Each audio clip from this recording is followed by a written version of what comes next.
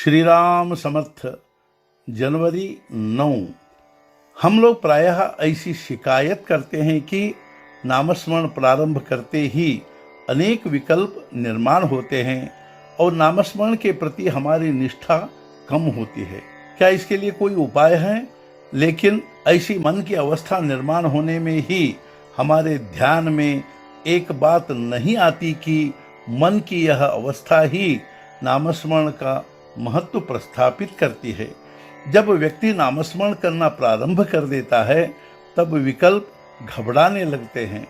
वे जानते हैं कि अब यह व्यक्ति नामस्मरण करने लगा है, अब हमारी कोई खैर नहीं। इस डर से वे चंचल होते हैं, इसलिए वे व्यक्ति को नामस्मरण से परावृत करने का प्रयत्न करते हैं। विकल्प बहुत सूक्ष्म होते हैं, इसलिए उनका उच्चाटन करने का उपाय भी उनकी जड़ों तक पहुंचने वाला और सूक्ष्म होना चाहिए। भगवान का नामस्मरण ही इसका उपाय है। कोई सांप बांबी में घुस गया हो तो उसको बाहर निकालने के लिए ऐसा उपाय ढूंढ निकालना चाहिए जो उसे वहां ठहरने के लिए मुश्किल कर दे। बाहर से शोरगुल करने से कोई परिणाम नहीं निकलता। बांबी में धुआं या गर्म पानी छोड़ने पर वह बाहर आता है। ठीक इसी तरह नामस्मरण करने पर यदि विकल्प निर्माण होते हैं तो मानना चाहिए कि नामस्मरण की आँच विकल्पों के जड़ों तक पहुंच गई है। अतः नामस्मरण करने पर विकल्प निर्माण होने लगे तो घबराने के बजाय उसे सुलक्षण मानना चाहिए और समझना चाहिए कि हमें विकल्पों के विनाश की चाबी मिल गई है और उसी भावना से अधिकाधिक नाम जपना चाहिए। विकल्पों को हटाने का यही एक उपाय है। नामस्मरण के बारे में प्रारंभिक अवस्था में सभी शक्की होते हैं, लेकिन निरंतर नाम जपने से ही विकल्प कम होते रहते हैं। अभ्यास से ही ध्येय पूर्ति होती है। आजकल सच्ची भक्ति नहीं है, इसलिए भगवान का स्मरण नहीं होता। भगवान के स्मरण का अभ्यास किए बिना सच्ची भक्ति नहीं होगी।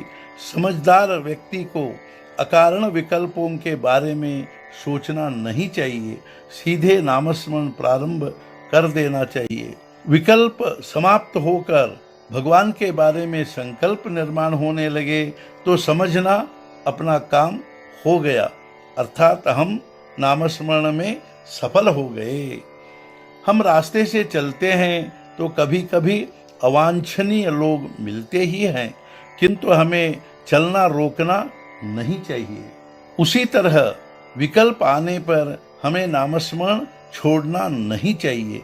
लेकिन मज़ेदार बात यह है कि बुरा व्यक्ति जब मिलता है और हम उसकी ओर ध्यान देना नहीं चाहते, तब भी वह जानबूझकर खांसता है और हमारा ध्यान आकर्षित करता है।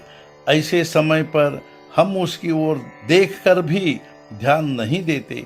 इसी तरह विकल्पों के कारण हमारा ध्यान उनकी ओर आकृष्ट होने पर भी हमें नामस्मरण का त्याग नहीं करना चाहिए। शंका निर्माण होने पर भी नामस्मरण में खंड नहीं होना चाहिए। नामस्मरण ही शंकाएं मिटाएगा और धीरे धीरे विकल्पों को भी रोकेगा। आज का मुख्य विचार, जो बहुत कुछ किया होता है वह भी शंका के कारण विफल हो जाता है।